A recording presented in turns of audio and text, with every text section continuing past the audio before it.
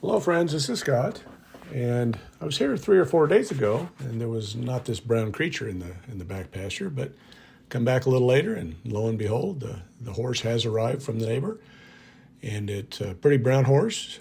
She's a mare, and in just 3 or 4 days, it's amazing the amount of impact that she has already had on the pasture. I'm curious at how long this grass is going to last for one horse. But this horse, I guess, when it got in the pasture, it just was in heaven and just has been eating constantly since. Now, the whole basis of the little hobby farm experiment that I've got going on is I need animals down here. I need the fertility because, again, as a hobby farm, I'm a gardener guy. I love to grow vegetables and flowers, mostly vegetables, and I need to have that animal impact on the land. Not only to keep the pasture grass down so that I don't have to mow it, but you need to have animals on pasture. You don't want them to overgraze it, but you want their impact by stomping on the grass. You want them eating it, obviously. You want them peeing and pooping and leaving, their nature's goodness there. Mr. Theo was just meowed at me. I didn't even see him. He was just hiding in the grass on the other side of the fence. So hopefully he doesn't get stepped on, but he seems to, like hanging out with the horse a little bit. But the horse is a pretty good temperament. I went out in the field, and I wasn't real excited to, come right up to me, but she'd come up for a sniff and then wander off. But you see, the first impact that I noticed was that horses like the perimeters. So they definitely tromped down made a path already all the way around the pasture as well as several lanes through the pasture. Again, I don't know. This whole property of mine is a half acre, so this portion is probably, I don't know if it's a quarter acre in this little back pasture. But it's got tall grass. I mean, literally it's 6 feet tall grass in places. So this horse, we're going to see how long it takes for this horse to graze it down. But it's got a good start at it. And it's, again, it's wandering through it'll go over the edges and then it'll wander through and create its own paths and decide what it wants to eat at that moment and just keep on keeping on. I am happy with this horse because she likes to lean over the fence and eat on the outside of the fence line as well as the inside fence line. So that's great with horses. They got long enough necks that they can reach over and they can clear out both sides of the fence line. So hopefully I won't have to do it. But the horses, again, it's all set it up at home. There's a big water. I think it's probably a 50, 60-gallon water on the other side of the fence, just over by the neighbor's yard. And so the horse has plenty of water, plenty of feed, and has shade with that big old tree in the back. So it looks like a pretty heavenly place to be for a horse. Now, I did notice that this horse has one bad habit that we're going to have to figure this out because, big animals have impact on the land, but I got to make sure that the impact doesn't cause a lot of damage and cost me some money. And as you'll see here, this horse has one thing it likes to do, and that's scratch its butt on the gate. And these gates are not the most heavy-duty gates. So we're going to have to see how this is all going to work. As you can see, the horse also likes to roll around in the mud. I watered a little bit today and created a nice little coolie, muddy spot where it likes to hang out. And so she was rolling around in the mud today. But the old gate and the posts, as you see, they're flexing. I didn't concrete these in. I just dug them 4 feet deep. So, yeah, we'll see how long this gate lasts if this horse continues to decide that its butt needs to be rubbed up against the fence. And you may need to string some barbed wire or get some other structure in there for the horse to utilize.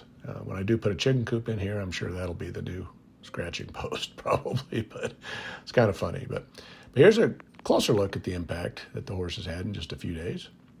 As you can see, some of the paths through the field and along the edges. It seems like the horse likes to hang out by the road, by the dead tree. It's its favorite spot. So even though it's full sun, but as you can see, it's leaving its nature's goodness for the pasture, which is going to help the grass grow. And I'll use some of that for fertilizer for my compost. Again, my whole compost process involves animals and making my own compost for my own garden needs. And so you got to have animals to have some manures so that you can make the compost that you need to add the fertility without a bunch of chemicals. Now this side, over by more of the neighbors, this is kind of the south side, southeast side, is a lot more impact. The horse has been over here, and this was the more succulent grass, getting more water over here. And as you notice, quite a bit of damage, or I should say impact, not damage. Now there's the alley elm that I was able to get in here and put a taller fence in. And I did clean it out. The weeds had overtaken the tree. But there's the water. It's a nice sized water, and it's so there shouldn't be any issue with having water. And scrolling around, as you can see, the edges are pretty beat up. As we walk down the back pasture toward the shade tree, you're going to see that the horse likes it back here for it's more of its restroom facilities. So the horse likes to be back here, and when it needs to go to the bathroom, it's utilizing this spot. So I got to get out here with the rake and just rake out these patties, spread them out so that the fertility gets around. But I'm excited at the amount that this horse has already eaten in just a little bit of time, and it's really going to make an impact on this property. And with a little partnership with the neighbor, as he shoots some irrigation water over the fence, I can maybe water half of my pasture instead of the whole pasture because I don't have irrigation water. So it's a win-win for me right now. I'm not ready for animals. I need to get a chicken coop down here. I'm more of the poultry kind of guy. I'm thinking sheep, goats maybe. But right now the horse is ideal because, again, it reaches over the fence, it eats the fence line, grass, and again, there is some negative impact making a path around the property because this section over here doesn't get watered very well. So it was really easy to wear it out very quickly. But it's a nice horse. It's broke. It hasn't been ridden for a while, I don't believe. I don't know the horse's name yet, so I haven't talked to the neighbor since he put him in. But there's the maple tree, and I did get out here and get that fence a little taller, so I think we're safe. I just zip tied some more fencing around the top, and so that's at least probably, 8-9 feet in the air. So I don't think that horse, unless it really wants to get in there, it could bust the fence open. But this horse seems pretty mellow. I don't think it's going to do that. But as we're coming up, I got to give the horse a little bit of a, let it sniff me a little bit and give it a little bit of a pat and a scratch. And it's a dusty horse. It's been rolling in the mud, but it's a good horse. And as you'll see in the background, Mr. Lincoln, here in a second, he'll be coming running down the fence line. There he is, and he's kind of jealous of the horse, and he's going to get himself kicked.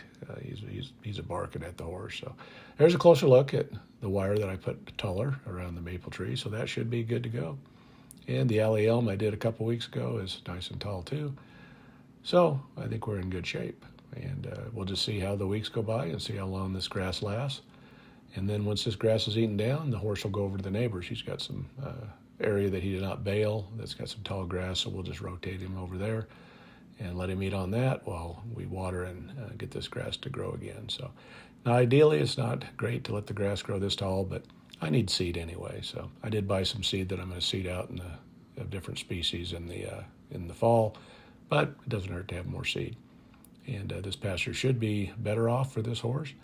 I think in the future, smaller animals will be the ticket. They have a little less impact and they can last longer on the pasture. But for right now, that's what we have as a horse. And I appreciate the neighbor for putting the horse on the property and letting me reap the benefits.